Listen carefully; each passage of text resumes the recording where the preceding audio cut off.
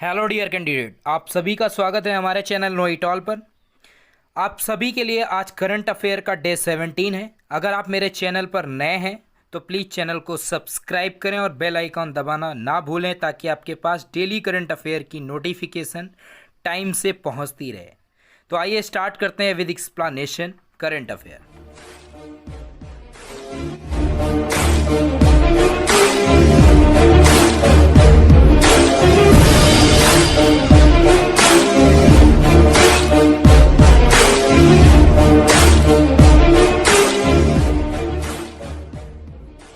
आज के question number first की, हाल ही में प्रधानमंत्री नरेंद्र मोदी ने टेक्नोलॉजी प्लेटफॉर्म चैंपियन लॉन्च किया।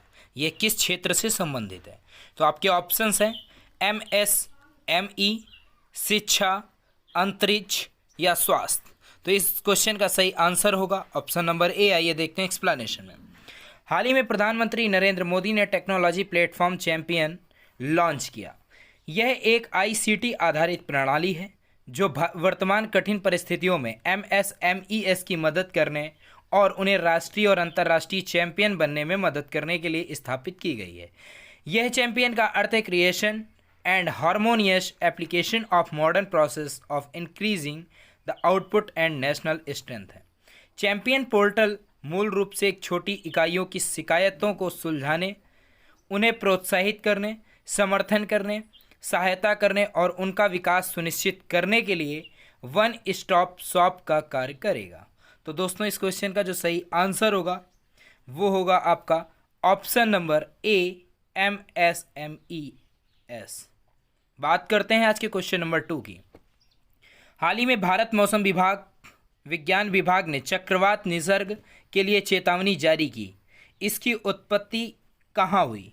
ऑप्शंस हैं बंगाल की खाड़ी, अरब सागर, दक्षिण चीन सागर या पीला सागर। तो देखते हैं आंसर। भारत मौसम विज्ञान ने मुंबई, ठाणे, पालघर और रावगढ़ के लिए रेड अलर्ट जारी करते हुए खराब मौसम की चेतावनी दी है। IMD ने अरब सागर में बनने वाले चक्रवात निसर्ग के लिए ये चेतावनी जारी की है। वैज्ञानिकों के अनुसार यह चक्रवात उत्तर पूरब की ओर बढ़ते हुए हरिहरेश्वर और दमन के साथ उत्तर महाराष्ट्र और दक्षिण गुजरात के तटों से टकरा सकता है। तो दोस्तों, इस क्वेश्चन का सही आंसर होगा अरब सागर, ऑप्शन नंबर बी। आइए देखते हैं थर्ड क्वेश्चन। किस मंत्रालय ने हाल ही में स्ट्रीट वेंडर्स के लिए PM स्वनिधि स्कीम लॉन्च करी है? ऑप्शंस हैं पर्यटन मंत्रालय, आयुष मंत्रालय, आवास और शहरी कार्य मंत्रालय या श्रम मंत्रालय। तो इसका सही आंसर होगा आवास और शहरी कार्य मंत्रालय। आइए देखते हैं इसके बारे में। आवास और शहरी कार्य मंत्रालय ने स्ट्रीट वेंडर्स के लिए PM स्वनिधि स्कीम लॉन्च की है। इसे प्रधानमंत्री स्ट्रीट वेंडर्स आत्मनिर्भर निधि योजना भी कहा गया है। यह योजना 50 लाख से अधिक स्ट्रीट वेंडर्स के लिए 10,000 तक का सस्ता लोन देने के लिए एक विशेष माइक्रो क्रेडिट सुविधा योजना है। इसमें ऐसे विक्रेताओं को शामिल किया गया है जिन्होंने 24 मार्च 2020 या उससे पहले अपना कारोबार शुरू किया था। यह योजना मार्च 2022 तक वैध है। तो दोस्तों, इस क्वेश्चन का जो सही आंसर होगा ऑप्शन नंबर सी, आवास और शहरी कार्य मंत्रालय। बात करते हैं आज के क्वेश्चन नंबर 4 की। केंद्र सरकार ने वर्ष 2020-2021 के लिए खरीफ फसलों के न्यूनतम समर्थन मूल्य में वृद्धि को मंजूरी दी है। उपरोक्त विकल्पों में से किस फसल के मूल्य में सर्वाधिक वृद्धि प्रस्तावित है? ऑप्शंस हैं मक्का, गेहूं, उड़द या मूंगफली। तो इस क्वेश्चन का सही आंसर होगा उड़द। बाकी इसकी डिटेल देखते हैं।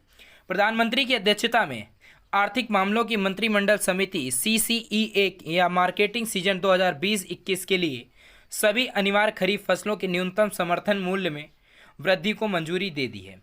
इस वृद्धि का उद्देश्य उत्पादकों के लिए उनकी उपज का उचित पारिश्रमिक मूल्य सुनिश्चित करना। दिए गए विकल्पों में सर्वाधिक वृद्धि उड़द की कीमतों में यानी 300 रुपये प्रति कुंटल प्रस्तावित है, जिसके बाद मूंगफली 185 रुपये प्रति कुंटल, मूंग 146 रुपये प्रति कुंटल और मक्का 90 रुपये प्रति कुंटल आते हैं। इन विकल्पों के अलावा MSP में सर्वाधिक वृद्धि नाइजर पीट 750 रुपये क्विंटल में, उसके बाद तिल 370 रुपये कुंटल, में प्रस्तावित है। इस क्रम में उड़द तीसरे स्थान पर है। वर्ष 2018 से 19 के बजट में मार्केटिंग सीजन 2020 में खरीफ फसलों के लिए अखिल भारतीय औसत लागत उत्पादन COP के कम से कम 1.5 गुना के स्तर पर MSP निर्धारित करने की घोषणा की गई है। तो इस क्वेश्चन का जो सही आंसर होगा दोस्तों, वो होगा आपका ऑप्शन नंबर C, यानी कि उड़द। तो उड़द में मंजूरी दी गई है उड़द के लिए। बात करते हैं आज के क्वेश्चन नंबर 5 की, वर्ल्ड मिल्क डे कब मनाया जाता है। ऑप्शंस हैं 1 जून, 2 जून, 4 जुलाई या 5 जुलाई। तो आइए देखते हैं, इस क्वेश्चन का सही आंसर होगा 1 जून। हर साल 1 जून को विश्व दुग्ध दिवस यानी वर्ल्ड मिल्क डे के रूप में मनाया जाता है। वर्ल्ड मिल्क डे 2020 की theme the 20th century of world milk day रखी गई, क्योंकि इस वर्ष इस दिवस को मनाने के 20 वर्ष पूरे हो गए। यह दिवस दूध और डेयरी उत्पादों से मिलने वाले स्वास्थ्य लाभ के प्रति जागरूकता को बढ़ावा देने के लिए मनाया जाता है। वर्ल्ड मिल्क डे की स्थापना 2001 में संयुक्त राष्ट्र के खाद्य और कृषि संगठन FAO द्वारा की गई थी। बीते कुछ वर्षों में भारत 150 मिलियन टन से अधिक दुग्ध उत्पादन के साथ दुनिया में दूध का सबसे बड़ा उत्पादक बन गया था। तो दोस्तों, इस क्वेश्चन का सही आंसर होगा ऑप्शन नंबर A, 1 जून। तो आइए देखते हैं आज का question number 6, the state of food security and nutrition in the world report कौन जारी करता है। ऑप्शंस हैं आपके पास World Bank, IMF, United Nation, एशियाई विकास बैंक। तो इस क्वेश्चन का सही आंसर होगा, हाल ही में संयुक्त राष्ट्र द्वारा the state of food security and nutrition in the world report जारी की गई है। इस रिपोर्ट के अनुमान लगाया गया है कि वर्ष 2019 में वैश्विक स्तर पर लगभग 690 मिलियन लोग अल्पपोषित या भूखे थे। यह संख्या 2018 की तुलना में 10 मिलियन अधिक है। रिपोर्ट के अनुसार भारत में कुपोषित लोगों की संख्या 2004 से 6 में 249.4 मिलियन से घटकर 2017 से 19 में 189.2 मिलियन हो गई थी। इस रिपोर्ट को भूखे और कुपोषण को समाप्त करने की दिशा में किया गया सबसे अधिक प्रामाणिक वैश्विक अध्ययन माना जाता है। तो दोस्तों, इस क्वेश्चन का सही आंसर होगा option number C, United Nations. बात करते हैं आज के अपने क्वेश्चन नंबर 7 की, हाल ही में दुनिया की सबसे सस्ती RT-PCR आधारित कोविड-19 डायग्नोस्टिक किट यानी कोरोसस लॉन्च की गई। इसका निर्माण निम्न में से किसके द्वारा किया गया। IIT Delhi, IIT Madras, Massachusetts institute of technology, IIM Ahmedabad. तो बात करते हैं इसके आंसर के। IIT दिल्ली। हाल ही में केंद्रीय मानव संसाधन विकास HRD मंत्री ने दुनिया की सबसे सस्ती RT-PCR आधारित कोविड-19 डायग्नोस्टिक किट यानी कोरोसस को लॉन्च किया है।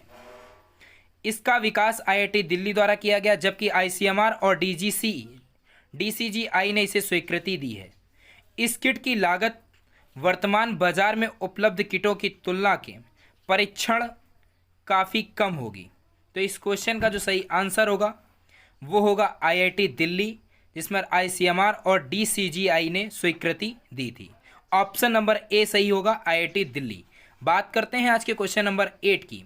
एशियाई विकास बैंक ADB ने हाल ही किट प्राइवेट सेक्टर ऑपरेशंस और पब्लिक प्राइवेट पार्टनरशिप के लिए उपाध्यक्ष नियुक्त किया। किसको? दिवाकर गुप्ता, अशोक लवासा, सुनील अरोड़ा या OP रावत।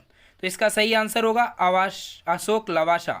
एशियाई विकास बैंक ADB ने अशोक लवासा को प्राइवेट सेक्टर कॉरपोरेशन और पब्लिक प्राइवेट पार्टनरशिप के लिए उपाध्यक्ष नियुक्त किया। अशोक लवासा दिवाकर गुप्ता का स्थान लेंगे, जिनका कार्यकाल 31 अगस्त को समाप्त हो रहा है।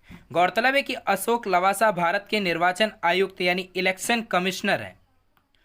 श्री लवासा का भारतीय सिविल सेवा से लंबा और विशिष्ट कैरियर रहा है।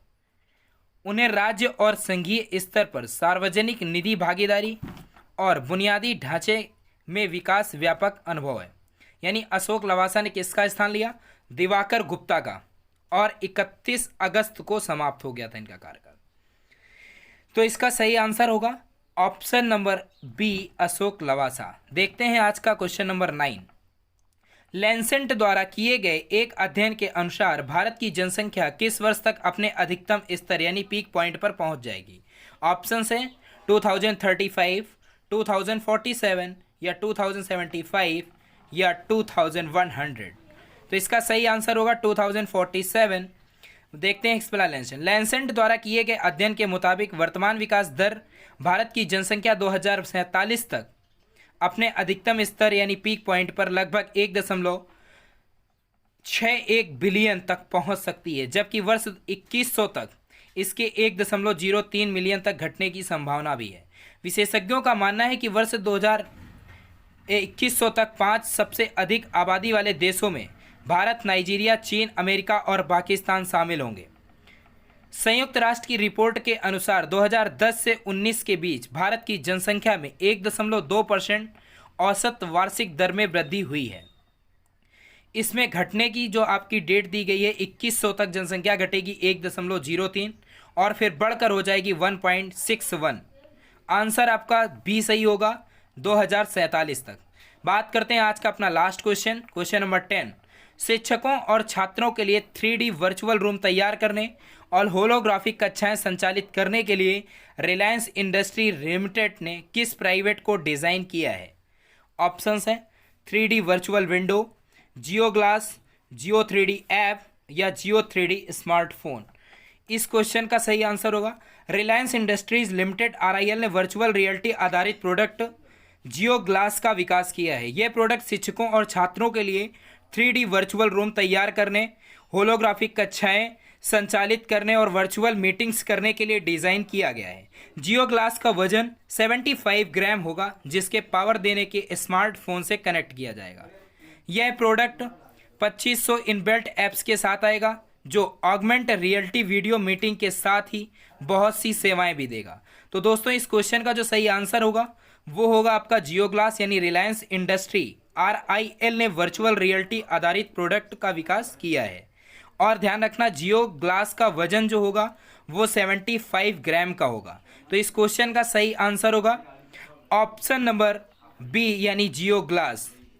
ओके दोस्तों, thank you for watch my video and channel को सब्सक्राइब करना बिल्कुल ना भूलें।